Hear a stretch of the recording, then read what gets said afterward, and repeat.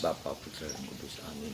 Allah Bapa di surga, kami mengucap syukur dan terima kasih Bapa atas karunia cinta kasih-Mu yang melimpah kepada kami. Semoga kami menyadari bahwa akhir hidup kami adalah bersatu dengan Engkau, dan kami tidak akan takut ketika hari terakhir tiba, karena kami selalu Kau cintai, Kau sayangi, dan kami berusaha menyesuaikan diri kehendak-Mu. Terpujilah nama-Mu kini dan sepanjang segala masa.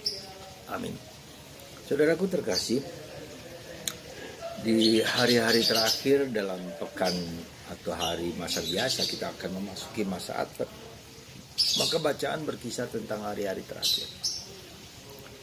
Digambarkan bahwa hari terakhir itu dengan begitu mengerikan, misalnya ada gempa, ada malapetaka, ada berbagai macam haru biru kehidupan kacau balau dunia. Ya, alam semesta tak ditandai dengan alam semesta. Ya, dikatakan demikian oleh Yesus juga, dan banyak orang menjadi takut akan hari-hari terakhir itu. Tapi Yesus mengatakan hari terakhir itu bukan tergantung dari dia, tapi tergantung pada Bapa, kehendak Bapa, ya, dalam diri seluruh umat manusia. Itu kuasa yang diberikan Bapa sendiri yang tahu. Anak pun tidak dikatakan oleh Yesus.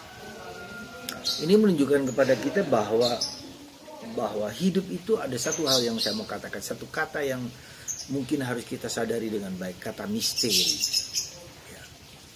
Apa bedanya misteri dengan masalah? Misteri itu sesuatu yang tak dapat dan tak mampu kita mengerti, pahami. Ada unsur di luar di manusia yang ada tetapi tidak tergantung dari saya, tidak berada dalam kendali saya.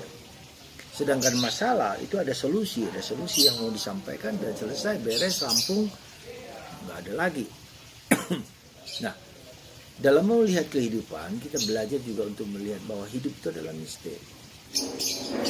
Coba lihat diri Anda kita masing-masing. Jadi tidak bisa dengan rumusan-rumusan tertentu, misalnya orang sukses harus A, B, dan C. Ada unsur lakinya, ada unsur untungnya. Tapi ada unsur sesuatu yang memang hak kita, sesuatu yang terjadi yang memang Tuhan berikan kepada kita. Sebagai bagian dari yang Tuhan maha, itu dalam arti bukan saya mendapatkan, tapi sesuatu yang Tuhan sampaikan kepadaku, kepada Anda. Misalnya orang sukses, orang bahagia, orang cita. Jadi ada bagian dari kita yang menjadi kendali kita, tapi ada bagian yang bukan kendali kita.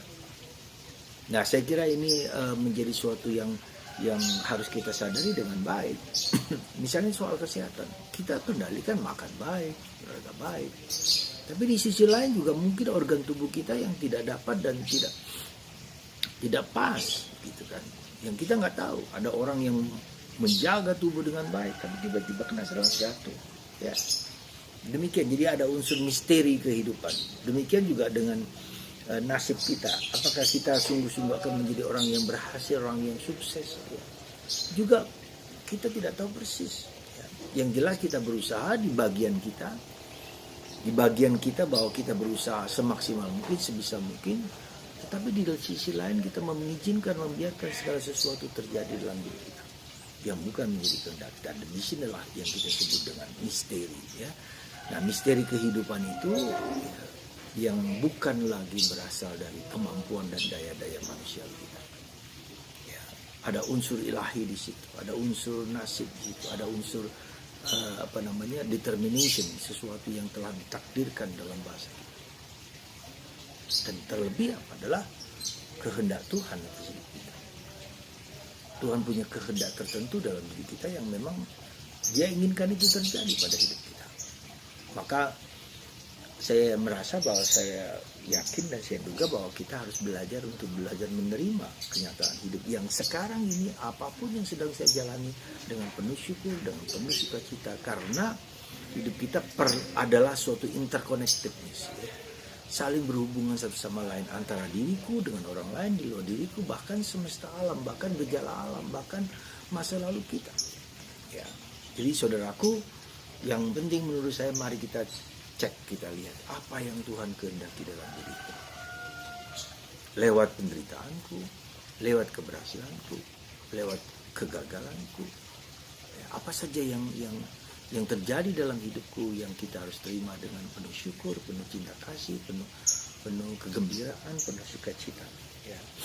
Semoga di hari ini kita tidak peduli banyak tentang apa hari terakhir itu yang paling penting, tapi kita mengusahakan bekerja segiat-giatnya, semampu kita, sebisa kita, dan bekerja sama dengan rahmat Tuhan, dengan karunia Tuhan, terbuka dan mendengarkan, lalu belajar untuk kontemplasi, belajar untuk meditasi, belajar untuk melihat segala sesuatu dari kacamata Tuhan dan kacamata hidup kita sendiri. Kalau kita persembahkan kepada Tuhan, saya kira kalau itu menjadi pegangan kita dalam menghayati hidup ini, seberat sehebat apapun, bahkan mungkin kekacauan-kekacauan dalam diri kita atau penderitaan-penderitaan dalam diri kita, apa saja, pada waktunya Tuhan akan membukakan dan kita mengambil bagian dari arah hidup kita yang demikian. Dan itu kita seringkali tidak tahu, ya, kita tidak mampu menangkap, mengertinya. Semoga kita memiliki sikap terbuka dan membuka diri dan menerima situasi yang sejelek apapun dalam hidup ini dan mengambil bagian sebisa kita dan semampu kita, sehingga kita menjadi orang yang lebih penuh sukacita, penuh syukur, dan penuh kebijaksanaan dalam menghayati hidup yang tidak selalu kita mengerti dengan tepat dan benar. Mari kita bersandar kepada Tuhan yang selalu hadir dalam kehidupan kita sehari-hari. Tuhan memberkati Anda semua. Bapa, Putra,